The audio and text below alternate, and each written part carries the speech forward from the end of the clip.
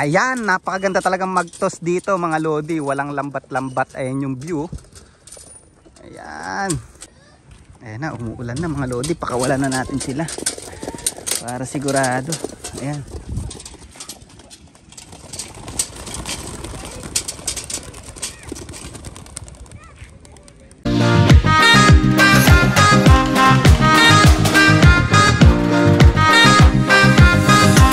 So yun mga kalapatids, nakita nyo na naman yung pagmumukha ko. Nahiya ko mga lodi. Ang dami nating fans sa likod. Magtotos tayo ng ibon. Ayun yung ibon natin, oh. Ayan, tingnan natin. Pinapahinga ko lang sila. Ayan sila, oh. Ayan, bali 13 na talaga yan. Kasama si Inday 14. Noong nakaraan kasi naiwan ko lang red checker. Alright, pakita ko sa inyo yung view. Napakaganda. Ayan, napakaganda talagang mag-toss dito mga lodi. Walang lambat-lambat. Ayan yung view. Ayan, ganda pala rito, nice spot mga lodi. Ayan yung dalawang alaga ko. Pahinga ko lang sila ng konti, tapos itos na natin sila mga lodi. Ayan sila, oh. Ayan, ganda, ayun na yung city mga lodi, oh. Ganda pala rito. Ayan, oh. Tapos yung dalawang kulukoy ko mamaya, ipapasyal natin. Nandito kami sa may museum, eh. Subscribe naman kayo sa Team Uno Family mga lodi sa Facebook page at sa YouTube channel para mapanood nyo kung nasaan kami nila Uno ngayon. Ayun sila Uno ngayon, no? Ayan na, umuulan na mga lodi. Pakawalan na natin sila para sigurado. Ayan.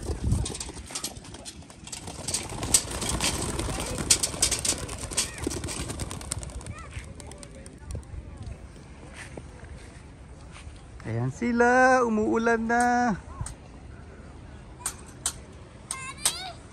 Alright. Huwag lang sila magbaklas-baklas. Okay na. Hoy! Mano ka dyan? Ayun sila mga lodi, oh. Inabutan ng ulan. Umulan pa. Ayun, oh. Tuldok na, tuldok. Alright. Ayan mga lodi, mukhang kompleto naman sila. Dito na tayo sa bahay, nag-open loop tayo. Pasokin na natin sila kasi umuulan-ulan, eh. Inabutan sila ng ulan kanina mga lodi. Ito, oh, wala talagang kwenta, oh. Ayaw lumipad. Puro forma tong yellow na to. Yan, ayaw lumipad. Pang ano lang din talaga to, pang show. Pero yung mga kapatid nito mga lodi na nanalo sa 400 km, eh. Baka ano lang siya, slow maturing na ibon. Yan, tingnan natin pag nag-matured to. Yan, ayaw lumipad, eh. Bad trip, eh. Ang ganda pa naman, oh. Sa medyo bumagsak yung katawan niya nung pagkakakuha ko, hindi pa marunong tumuka, eh. Ayan, oh. Ang ganda yan, oh. Tingnan natin pag nag-matured, ilipad natin, makikita natin. Pero palagay ko, may lipad din tong ibon na to. Kailangan lang, ano. Ayan, oh. Ganda pa naman, no? Pang show, eh. Pasok, pasok. Ayan sila, oh.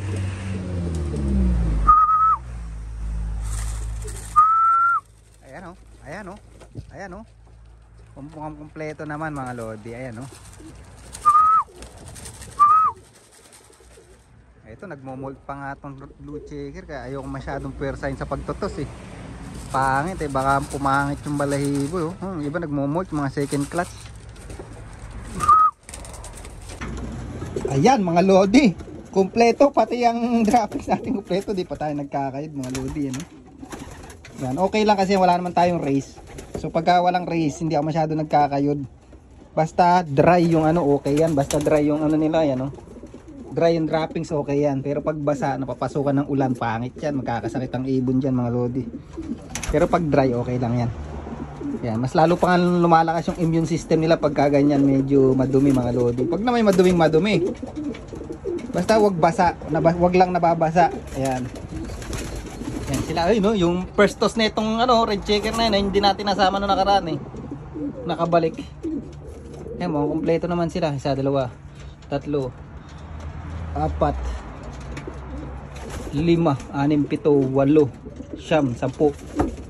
10, 11, 12, 13 mga lodi, kompleto rekado.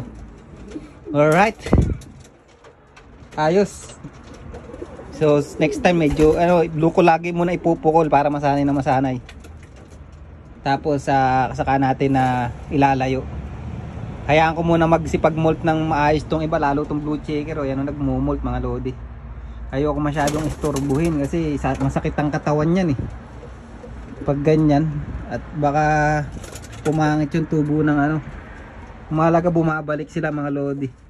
Yun ang natin ngayon, yun yung target natin. Di baling hindi nagta-trapping, mabagal mag-trapping. Ang mahalaga umuuwi. Yan, mahirap pagka mabilis nga mag-trapping tapos hindi naman umuuwi. Yan, gaganda nila ngayon mga lodi, Yan, ayos. So dito ko na nalayarin yung vlog natin mga lodi. At mantakin nyo naman sama ng panahon, nakauwi pa rin sila, pero malapit lang yun, nasa 10 to 15 kilometer lang yun mga lodi, yung toss natin kanina. Ayoko na kasi binibigla. Pag binibigla mga lodi, yung natututunan ng ibon natin na way, na yung breaking point nagkakamali sila mga lodi. Kumbaga pag binibigla, ibang way yung natututunan nila. Saka ayun pa yung mga malalaking chance ang mawala pag binibigla yung ibon. Yan, kaya pagka nagturo talaga ng young bird patient talaga Yan. So dito ko na lang i-rin yung vlog natin mga lodi. Maraming salamat ulit. See you next vlog. Bye!